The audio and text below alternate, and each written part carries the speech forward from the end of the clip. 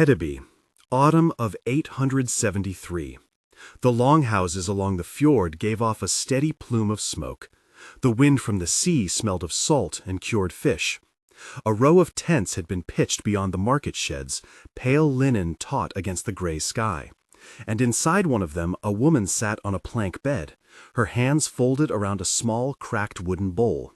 She had been taken 10 days before, carried from a burning village upriver to the ships that had come with iron and oil. Her mouth tasted of soot. When she closed her eyes, she could hear the last sound of the hill fort, shouts, the clatter of shield-bearers, and then the small, raw cry of her youngest child. She told herself the name of the child like a prayer, Leofwyn. She repeated it until the name was a knot that kept panic from unspooling. Her name for the chronicle of memory would be Eadgifu, though that name is a reconstruction, given to stand for many who bore no safe name after capture. She remembered the color of the barley in the granary, the feel of her husband's forehead against her cheek, a sudden rush of summer rain that had ruined the drying fish the season before.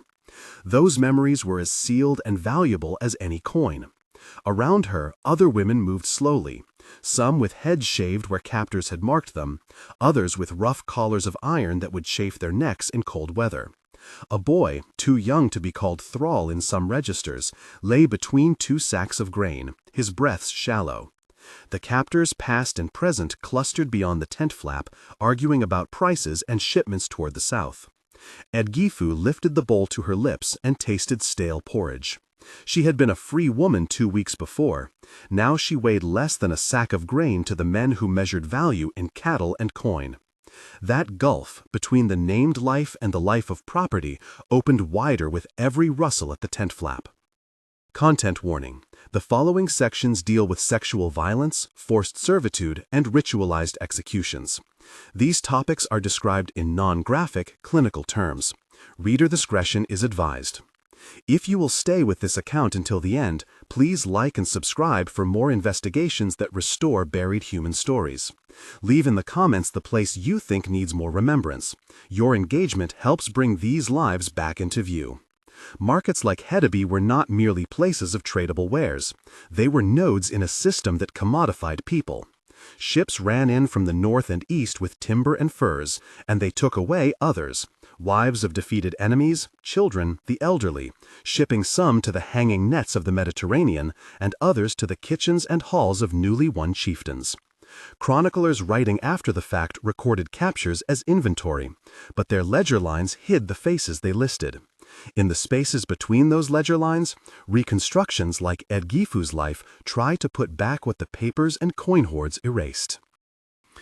The capture of women among the spoils of war has several visible stages: the taking, the transit, the marketplace, the household or ship-bound fate, and sometimes a ritualized death. Each stage carried its own violences and its own rhythms. The taking itself could be swift: a dawn sally, a ladder, a shout, a fire. Towns were emptied, people driven into ships with their bundles. Or a chieftain's hall might fall after a feast, wine-fueled and sudden, and the women within separated out and led away. The chroniclers, Frankish annalists, Arab travelers, and Byzantine officials speak of the pillage as routine. They took the women and the captives, a line that repeats across centuries and geographies. Yet within that simple phrase lived countless private catastrophes. The transit was where the world narrowed. Beyond the sheltered village, the captives were funneled into the dimensions of ships.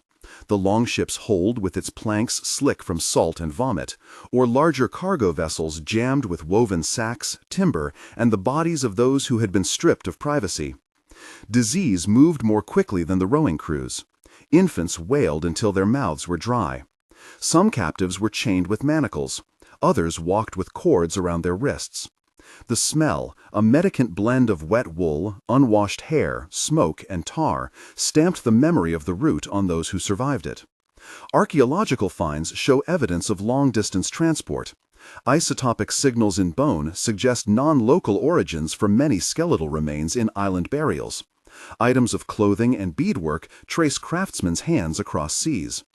The ships carried not merely slaves, but a continuum of social change. Marriages dissolved, lineages severed, and new, compelled households formed in foreign lands. Markets like Dublin, Hedeby, and Novgorod became concentrated theaters of valuation.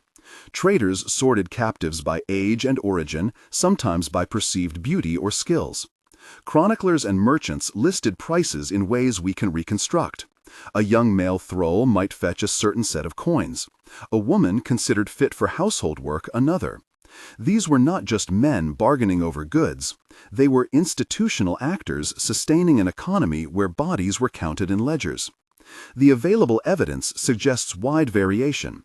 The same person could command a price equal to a good cow in one transaction and far more in another, depending on the pressures of supply and demand, the tastes of a buyer, or the urgencies of a seasonal feast. Legal codes solidified these practices.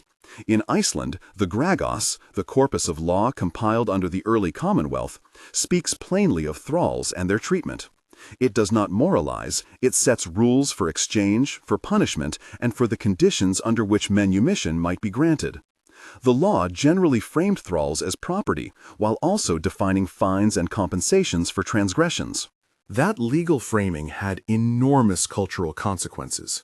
What becomes codified becomes normalized. A person's ability to function as a wife and mother could vanish by the stroke of war and be replaced by their status as an asset or a symbol. The chronicler Ibn Fadlan, writing as a 10th-century envoy among the Vulgar Rus, recorded one of the most chilling and detailed outsider testimonies, a funeral rite in which a woman was made to join her lord in death. He describes her preparations, the shaving of her head, the ritual speech, the drinks she was given, and the final act by which she was forced into the ship that would be both coffin and pyre. His voice is both fascinated and horrified. His account has been read exhaustively by historians as evidence of how ritual, status, and violence could converge. Whether the woman in his account volunteered in some tragic sense or was forced is debated. What is not debated is the event's function, public display of domination, and the literal claim over bodies beyond death. That funeral ship becomes an epitaph for the social order itself, in which human life could be consumed as tribute to power. When asked to imagine Eadgifu's life after her sale, one must choose between two forms of erasure. Either we reduce her to a statistic, sold for X with no further life, or we give her an interior that, while necessarily conjectural, restores a minimal human complexity, small pleasures, a stubborn refusal to be erased, the scramble of memory and language that keeps identity alive. In Hedeby, she might have been bought by a chieftain who needed a thrall to tend his domestic hearth, and who saw in her another mark of triumph. Women in that position performed labor that was visible and invisible, tending children, grinding grain, mending nets, and offering sexual access on a timetabled basis. The phrase "wives of defeated enemies" often masked a brutal reality. Some women were married off to other men in the conquering party, some were kept as household servants, some were assigned as concubines whose consent was ignored or violently suppressed. Contemporary chroniclers rarely, if ever, gave voice to the women themselves. Archaeology provides partial corroboration of these human stories. In skeletal collections from island sites and coastal settlements, isotopic analysis shows individuals coming from distant inland regions. Grave goods sometimes mark a sudden change in status. A woman buried with certain beads or with lower status goods may have been a thrall, while other graves with high status goods mark the chieftain. Burial contexts where a woman lies near a man of status or where multiple skeletons share a pyre suggest ritualized inclusion or sacrifice in a way that matches some textual accounts. But without names, without diaries, we must treat each grave as a small testimony whose meaning requires cautious interpretation. The economic role of enslaved women was not merely labor. They were a form of portable capital that could be invested, traded, and used to seal political alliances. A chieftain who took a noble enemy's wife and kept her alive could claim tribute, embarrassment, and the legitimizing spectacle of victory. If she was killed in a ritualized death, that death functioned as a statement of transcendent dominance. an attempt to ritually erase an opponent's bloodline. Both outcomes mattered, and both carried consequences far beyond their immediate violence. In communities where large numbers of captives were taken over generations, the demographic imprint was profound. Households in newly colonized regions showed genetic markers of admixture. Legal codes slowly adjusted to the presence of a class of unfree labor. Memory of these forced unions shaped kinship reckoning for centuries. Resistance, when it occurred, was both personal and collective. There are records, scattered but persistent, of women poisoning their captors, setting fire to great halls, or flinging themselves into rivers rather than accept lives of bondage. Sagas and chronicles, though often colored by narrative conventions, record episodes of sabotage. Thralls who slipped a man the wrong cup, who loosened a support beam until a roof collapsed, who hid a weapon and found a small, desperate justice.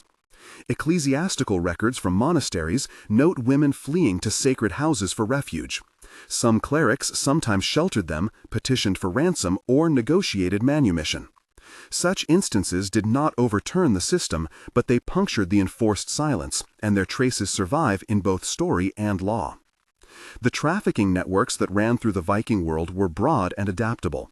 Linear routes threaded from Irish coasts to Palermo, across the Baltic to Byzantium, down the Volga toward the Caspian and beyond. The same ships that carried furs carried people. The same trading agreements that facilitated grain exchanges allowed captives to be moved on credit or barter. Port towns grew economies specialized around this trade. Specialized brokers, boatmen with contacts in inland markets, and households that knew how to process and resell. Cities like Dublin, established in the 9th century as a Norse base, became both melting pots and laundromats of human goods, places where a woman from the West could quickly find herself sold to a buyer from the East. It is a system whose infrastructure, routes, prices, brokers, echoes other historical traffickings. The same logistics, different place names. Quantifying the scale of enslavement is difficult. The sources are noisy. Chroniclers exaggerate for effect, and legal codes describe the ideal rather than the routine. Archaeogenetic studies add valuable data, showing admixture patterns consistent with significant movement of peoples across regions during the Viking Age. In Iceland and Orkney, for example, mitochondrial DNA suggests limited but measurable influx of women from the British Isles and Western Europe into communities otherwise dominated by Scandinavian Y chromosome signatures. That pattern, male-mediated colonization coupled with female-sourced local admixture, resonates with the historical tag wives and concubines taken in conquest. Yet numbers remain estimates. Dozens, hundreds, a significant minority are the terms historians typically use. Even a conservative reading, if it suggests even a modest but persistent flow of human lives, implies multi-generational consequences. The moral architecture that allowed such markets to thrive was reinforced by ritual and rhetoric. Norse funerary language, skaldic praise songs, and saga tropes often intertwined victory and honor with the public display of subjugation. Christian chroniclers, for their part, sometimes framed the violence as barbaric, yet they too, through record-keeping and tribute lists, made the trade legible to future generations. The coexistence of these accounts furnishes a complex picture. Violence was public and celebrated in some registers, condemned in others, and normalized in still more by the mere fact of law. Inside a chieftain's hall, the micropolitics of a thrall house were acute. Women formed informal networks, sometimes cruel, sometimes solidaristic, with other captive women and with their children's mothers. They passed on recipes, concealed small tokens, and taught each other languages and names to keep alive the memory of different homelands. These were strategies for survival, and they also represented a kind of cultural persistence. When children were born from such unions, the transmission of name and memory could be partial, contested, or entirely erased. In some cases, children of captives rose to new status. In others, they were trapped in a hereditary unfreedom. The law sometimes recognized the children of thralls as legitimate heirs under certain conditions, but such recognitions were exceptional. The idea of wives of defeated enemies being used as sexual rewards or concubines is often evoked in lurid terms in modern retellings. Here, the historian must tread with care. Sources attest to forced sexual access as a recurring component of such wars. The phrasing in chronicles is terse. Women were given or women were taken, and must be translated into human consequences without gratuitous detail. Legal materials from the period rarely discuss sexual consent in modern terms. They discuss ownership and the penalties for assault when it involved free persons of standing. Thus, sex as property was neither incidental nor marginal. It was part of the very calculus of conquest. Resistance to sexual exploitation took many forms. A woman who poisoned her master might be avenged by the hall's kin, but her act would be recorded, sometimes praised in hidden skaldic lines, sometimes punished in law. Some women sought sanctuary in monastic houses, leveraging the church's jurisdiction as a shield. There are recorded instances of ecclesiastical letters demanding ransom or manumission for certain captives, sometimes on the grounds of kinship or baptism. Yet religious shelter was not a universal refuge. Monastery doors could be closed, and clerics themselves were complicit in economic orders that did not always prioritize protection over profit. The funeral ship, not merely a craft but a symbol, returns in more than one source as the stage upon which the logic of domination plays itself out in ritual form. Imagine the day, the chieftain's hall lit like a field of stars, a procession that moves from house to shore, a ship repurposed from commerce to coffin. The woman, whether abducted as a wife or purchased and reconditioned into thrall, would be prepared according to ceremony. Hair bound or shorn, garments arranged, a cup passed. The crowd's gaze functioned as jury and witness. When the ship was set alight or pushed to sea, the act signaled an unequivocal closure of an order. The man and his attendant had been rejoined, the claim of lineage confirmed by a public spectacle. Ibn Fadlan's account supplies us with the most detailed outsider observation, and while his cultural lenses are foreign to ours, his narrative demonstrates how ritual and violence could be interlaced. The aftermath of such rites carried both material and symbolic effects. For the community that performed the rite, the funeral reaffirmed hierarchy. For the families of the defeated, it was erasure. Their women were either reduced to objects of trade or used to publicly extinguish the lineage they represented. For generations afterward, the demographic consequences, shifts in maternal ancestry, in place names, in legal treatment, marked the landscape. Modern genetic surveys, carefully interpreted, pick up faint but enduring echoes of these patterns. To name the women is to risk both anachronism and reduction, yet refusing to name them is another erasure. Thus, Eadgifu, as a reconstructed name, stands in the narrative not as an assertion of documentary fact, but as an ethical device, a way to restore personhood to the otherwise anonymous. She had memory, taste, grief, and a private geography of longing.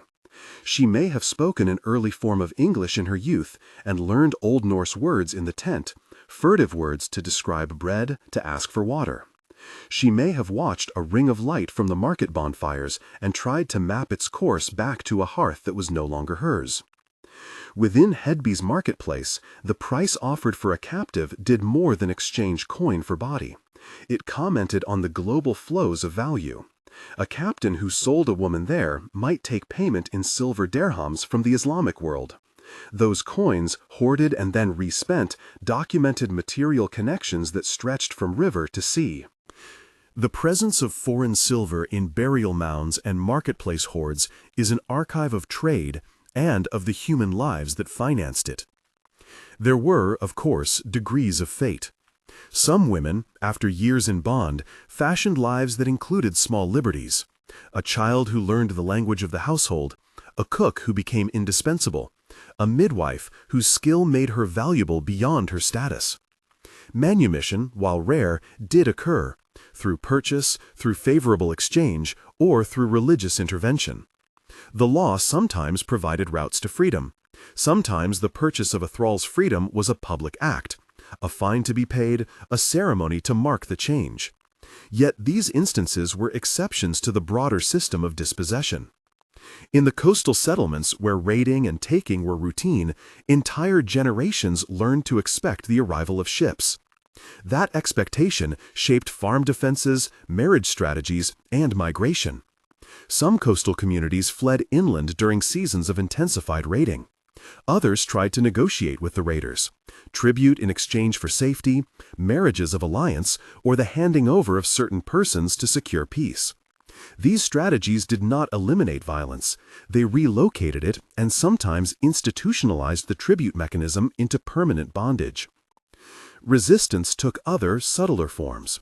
In the language preserved by women within houses, songs hummed while grinding grain, prayers taught to children, culture preserved itself. A spin of a spindle, an incantation before a birth, a secret knot in a child's clothing. Such small acts were claims against erasure. The archaeological record occasionally preserves these small resistances. A bead hidden in a wall, a bowl placed differently within a grave. They do not overturn structural violence, but they testify to human attempts to keep dignity intact. The moral case the historian builds from these fragments is not only one of condemnation, but of excavation. To show how systems operate, to trace the mechanisms that make atrocity routine, and to restore the faces and the private worlds that administrative lists erased. This is not an exercise in assigning nameable villains, so much as revealing a social technology of law, ritual, violence, and economy that functions together. Chroniclers like Adam of Bremen and Constantine VII provide lenses: ports of trade, the connectedness of Baltic and Mediterranean economies, and the political rationales that justified force. Iberian and Arabic merchants, too, left records of trade and captives, describing markets and routes. Each testimony must be weighed for bias, polemical or commercial, but together they sketch a map of human commerce in people. Eadgifu's own arc, as we can plausibly reconstruct it, traces a small but telling course through these structures. After the sale, she worked in the chieftain's hall. She learned to bake bread in a new oven, learned to speak the names of foods in a strange tongue, and remembered her son's face each night. She found, amid the humiliation, a set of companions, women whose whispered conversations threaded through the hall like a secret current.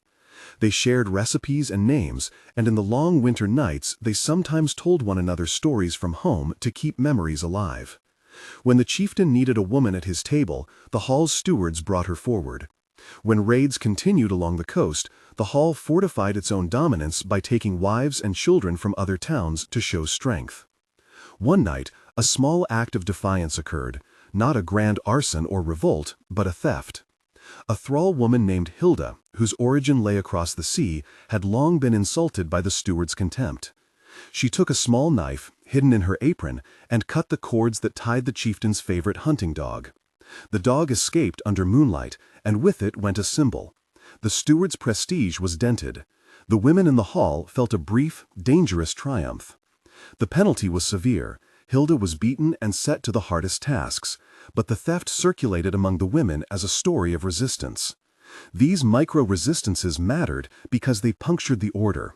They allowed meanings to be contested even within the tight architecture of bondage. Wider events sometimes altered fate lines. When political order shifted, when a new chieftain rose, when trade relations reoriented, when a bishop intervened, the status of captives could change unexpectedly. There are records of captives returning to their homes when ransoms were negotiated, or being rebrokered to foreign buyers. Some found freedom through marriage into their captor's family, not as equal partners, but as adult women whose circumstances shifted. These pathways did not negate the systemic injustice. They complicate our picture of how agency can be asserted even within structural oppression. The symbolic finality of the funeral ship sacrifice provides, in many accounts, the narrative climax where the system's logic is most clearly on display. There, the private and the public fuse. An individual woman's life used to secure a leader's afterlife. A community's claim to order achieved through a theatrical violence that both terrifies and reassures. In such a moment, the question for a modern witness is both sorrow and analysis. How did ritual serve as a legitimating instrument for atrocity, and how did that instrument shape law and memory afterward? In modern scholarship, the legacies of these practices echo through several domains. Genetically, the mixing of populations left detectable traces in island and coastal genomes. Culturally, myths of Viking prowess and masculine glory often omit the infrastructures of exploitation on which such narratives relied. Legally, the codification of persons as property had long-term effects. The very vocabulary of ownership left residues in how kinship and labor were conceived for generations. This is not to say history is simple or monochrome. Rather, it is to insist that popular images, Vikings as independent seafaring heroes, have been constructed atop crowded histories of slavery, trafficking, and sexual violence. If remembering is an ethical act, then reclaiming these women's stories is necessary work. That reclamation requires both evidence and imagination in precise balance. Imagination enough to restore the human interior that documents suppress, and evidence enough to avoid fictionalizing facts that do not exist. The reconstructions offered here, Eadgifu's bowl, Hilda's theft, the funeral ships burning, are meant to be plausible human moments anchored to documentary fragments, legal codes, chroniclers, archaeological finds, and genetic studies. They are not claims of specific historical identity, but attempts to speak for the many whose lives were otherwise folded into lists. There are practical implications too. Museum displays that celebrate seafaring prowess without honest accounts of enslavement fail victims. Educational curricula that omit the gendered violence of conquest sanitize the past. Public commemorations that glorify conquest without remembering the cost participate in a social amnesia. The historian's duty in this terrain is to insist that public memory include the humiliated and the erased. Across Baltic and North Sea settlements, the memory of these women recurs as absence. The missing names, the graves without markers, the genetic signatures that complicate simple nationalist tales. Modern genetic studies, carefully couched by researchers who acknowledge uncertainty, show patterns of admixture that mirror the human traffic described in written records. Those studies do not identify individuals, and they cannot attach names or stories. What they can do, however, is confirm that the flows of people were real and consequential, and that the gendered asymmetries of those flows had lasting demographic effects. We must also acknowledge the limits of our evidence. Chroniclers were often outsiders with agendas. Law codes told the rule but not its practice. Graves might be ambiguous and artifacts mobile. Our reconstructions, therefore, remain humble in scope, plausible but provisional. That humility is not a retreat. It is a necessary posture when reconstructing lives that were intentionally anonymized by an economic logic of capture. The moral conclusion resists rhetorical flourish. The point is not to render Vikings entirely villainous in a modern sense. Individual motives and context were complex, but to expose how systems concentrated power and normalized dehumanization. For wives of defeated enemies, the system meant gendered dispossession, the loss of autonomy, the transformation of kinship ties into property relations, and sometimes the erasure of life. To recognize this history fully is to change how we remember the past. Eadgifu's reconstructed arc closes, for now, with a small, private act that outlived the hall. Years after the first capture, when the chieftain was dead and new hands controlled the hall, a child, perhaps Leofwyn, grew to speak two tongues. In the child's speech, the father's name and the mother's remembered lullaby survived in fragments. Those fragments circulated in the settlement as small, surviving acts of resistance. They were not public monuments, they did not alter markets, but they kept a human line unbroken, however frayed. We will return to the ritual climax, the funeral ship, in more detail, and to the legal texts and genetic studies that ground these reconstructions. There remain voyages to trace, markets to unpack, and resistance stories to excavate. The next sequences will follow port records, the cargo lists turned human, and the laws that tried to make bondage legible. The funeral ship, when it came, was less an isolated spectacle than a condensation of many practices, legal, economic, devotional, folded into one decisive performance. Contemporary observers framed such rites in different tongues and with different emphases. An Arab traveler recorded a ship-bound funeral on the Volga with meticulous, horrified detail. A Frankish chronicler remarked on ships filled with goods and people carried east. Coastal sagas remembered burnings and burials without always saying for whom the fires were kindled.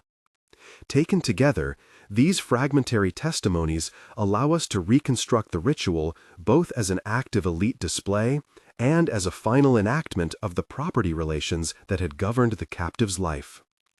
Picture, then, a settlement on a windy strand, where timbered houses cluster behind a low sandbar. The ship lies beached on the ebb, its planks darkened with tar.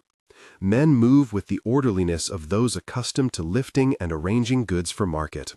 Ropes, harnesses, crates of salted fish. But their motions acquire a different gravity when the cargo is not wax and oil, but a human body. The woman, wrapped in linens and interlaced with ornamental braid, bears on her person the index of other lives: a spindle, fragments of cloth, the faint mark of a child's touch in a worn corner of textile. Those small things attest to relationships the captors sought to sever. Yet the arrangement of goods around her also declares rank. The hall that sends a ship to sea with a pyre is making a public claim about resources, lineage, and the power to transmute lives into spectacle. The theater of the ritual binds law and liturgy. Laws that elsewhere regulate sale, inheritance, and punishment become practical during the rites. A widow's right to a share of the dead husband's goods, a thrall's lack of claim, a chieftain's prerogative to dispose of captives. Contemporary law codes, whether written down later in Iceland, recorded in provincial Norway, or echoed in Anglo-Saxon statutes, do not narrate ship burnings as a common disposition in private funerary practice, but they do enumerate the status of women who had been taken into households, whether they could be sold, whether children they bore had a claim to kinship, how compensation might be assessed for injury or death. These legal framings mattered because they turned persons into calculable items in dispute and exchange. They also structured the very possibility of sacrificial or spectacular disposal.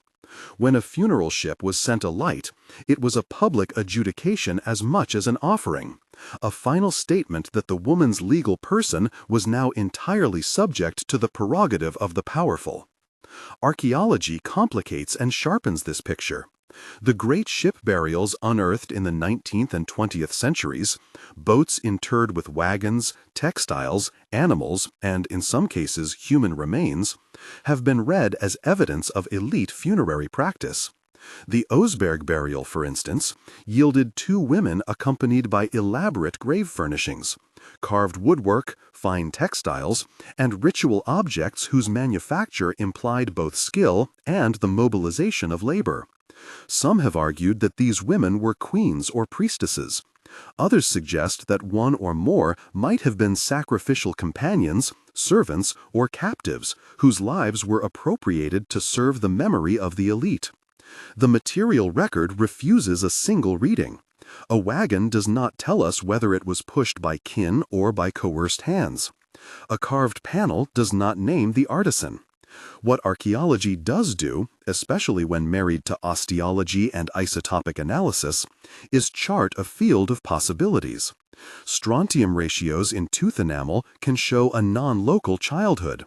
Stable isotopes of carbon and nitrogen can indicate diet divergent from that of local elites. Ancient DNA can suggest ancestry outside the burial's immediate landscape.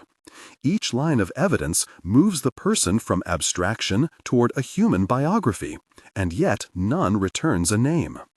Port settlements, meanwhile, supply the less glamorous but indispensable ledger of movement. Hedeby, Birka, Dublin, and other emporia functioned as collection points where human and material wares met. Written sources, sparse lists preserved in merchant accounts or in the occasional legal pleading, recorded people as commodities: girls, boys, house slaves, sailors. Arab geographers and travelers referred to markets where northern captives were traded into Mediterranean and Near Eastern networks. Byzantine records note the sale of northern warriors and servants into imperial households. These are not neat cargo manifests in the modern sense, but they create a pattern. Coastal ports were nodes that converted the violence of raiding into the liquidity of markets. The market transformed bodies into units of exchange, whose valuation could be subject to negotiation, law, and fad. To make this palpable requires attention to the ledger's silences as much as to its entries. Official port lists often recorded only quantities, rarely the genders, ages, or languages of those sold. Yet, where more detailed records survive, trade narratives, court cases, ransom agreements, they illuminate the inequalities encoded in economic life. A ransom list might show the worth assigned to a free warrior and a captive woman beside each other. A lawsuit can reveal a dispute over whether the offspring of mixed unions belong to the mother's natal kin or to the man who controlled them. Legal texts thus provide the grammar by which economic actors made sense of exchange. Market practices provided the vocabulary. Genetics has entered this conversation not to settle debates of identity with certainty, but to expose the scale and directionality of movement. Ancient DNA studies, when combined with careful stratigraphic and contextual readings, reveal admixture patterns that correspond to the historical flows described in chronicle and account. In some coastal cemeteries, the mitochondrial lineages, those passed down the maternal line, show inputs traceable to distant shorelines, indicating that women moved as part of these migratory and coercive patterns. Y chromosome patterns can show male-mediated movements in the opposite direction. The result is a demographic palimpsest, a skeletal archive in which the imprint of capture, marriage, and migration all survive as statistical traces. These signals cannot name Eadgifu, Hilda, or any single person, but they do corroborate a social geography in which gendered asymmetries of movement were real and consequential. The ritual optics of the funeral ship therefore had multiple audiences. Within the settlement, the burning or burial convened kin claims, oath-takings, and redistribution of the dead's movable goods. Beyond the sandbar, the spectacle circulated as rumor, as a story told by sailors whose own loyalty might be mobile, as a message to neighboring halls. Here is what happens to those who oppose us or fail to secure their kin. And for the captive woman herself, whether she perished in a pyre or was buried within richly furnished timbers, the rite operated on at least two temporal registers. It extinguished an immediate legal personhood, her claims, if any, to property or kin. Simultaneously, it performed a cultural erasure. By inscribing her into a spectacle, it converted her into an emblem of triumph or of sacrificial piety, thereby making her memory serve the social reproduction of power. Resistance, however, persisted in quieter keys. The child who learned two tongues, the spindle kept beneath a sleeping mat, the lullaby hummed into a stranger's ear. These surviving acts of recollection rewrote the terms of transmission. Rituals that sought to cement dispossession could not fully control memory. The archaeological traces of domestic life, knots in textile patterns, repairs on garments, palimpsests written in soot on household beams, attest to continuities that official rituals could never fully eradicate. Legal claims might formalize dispossession, yet practice could undercut them. A chieftain's household might assert ownership over a woman's body. Her neighbors might nonetheless smuggle a morsel of food to her child. The law could quantify compensation.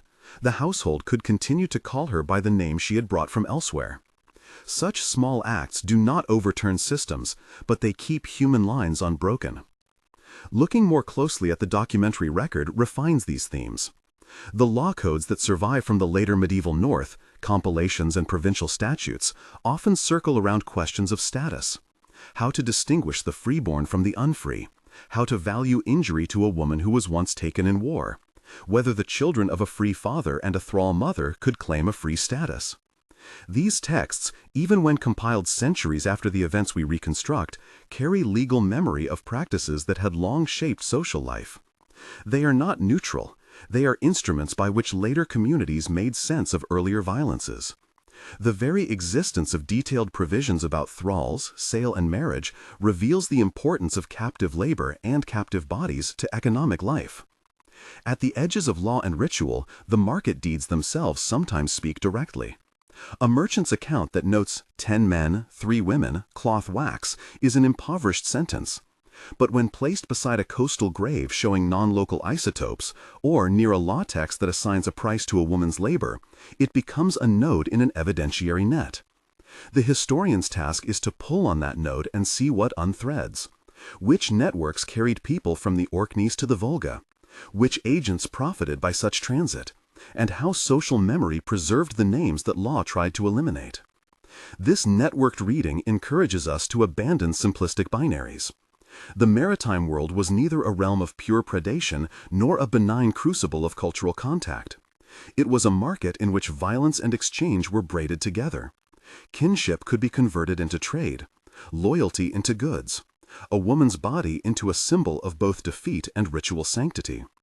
To remember the women enmeshed in these movements requires attention to the different registers in which their lives were evaluated and disposed: legal, economic, ritual, and intimate. Each register left forms, codes, cargo lists, ship burials, lullabies, that together allowed partial restoration of interior lives. The ritual climax of a funeral ship thus reads differently depending on the archive consulted. Against the moral simplicity of a single narrative, either heroic seafaring or unalloyed barbarism, we need a plural grammar.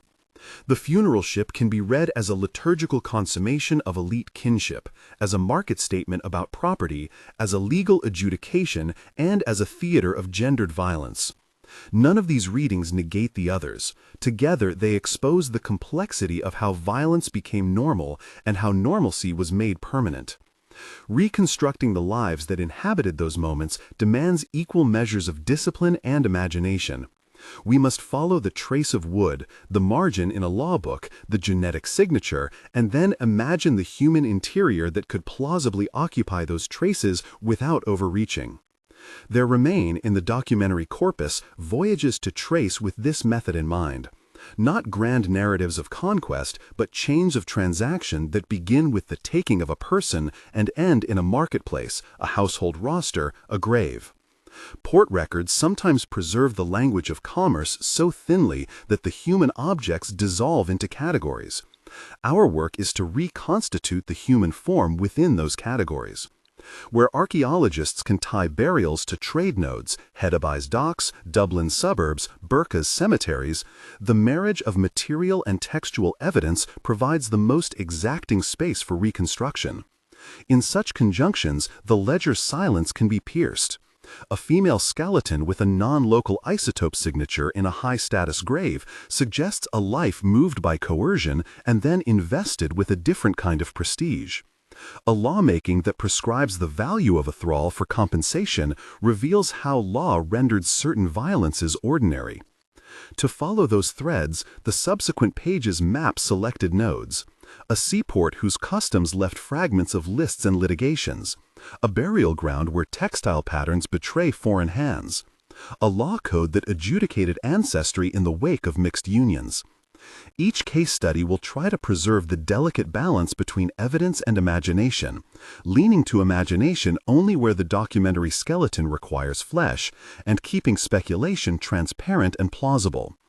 In doing so, the narrative will continue to bring into relief the women whose names the market and the law tried to efface, restoring, insofar as the evidence allows, the contours of lives spent navigating the currents of capture, belonging, and memory. The first node is a seaport whose customs survive only as shreds. A quaymaster's roll with columns of measures and names, a litigant's memorandum protesting unpaid dues, a merchant's ciphered note of cloth and wax. When set beside a cluster of graves at the town's margin, these fragments take on flesh. One burial, placed with an imported comb and a length of fine tablet-woven cloth, answers the role's silence. Isotopic analysis marks her childhood far to the east. The weave patterns speak a maker's language alien to local looms. The Quaymaster's terse account, 2 women, flax, 3 hides, becomes, in this light, not an abstract commodity list, but the hinge of a life moved across sea and law. At a burial ground inland, textile fragments and spindle whorls multiply the evidence. Patterned bands, overspun, with dye recipes known from another coast, adhere to bone fragments. The arrangement of grave goods suggests a social reorientation.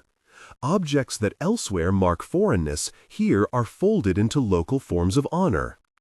Law enters this web as both cause and consequence. Codes that prescribe compensation for a taken woman, that regulate marriage of outsiders, that stipulate the status of offspring after mixed unions, all shape the paths by which a captured life might be made legible, valuable, or dispensable. A market deed that records a price next to a clause about lineage silently converses with a lullaby woven into a child's shroud. Taken together, these nodes show how evidence speaks in register and in chorus. The ledger names transactions.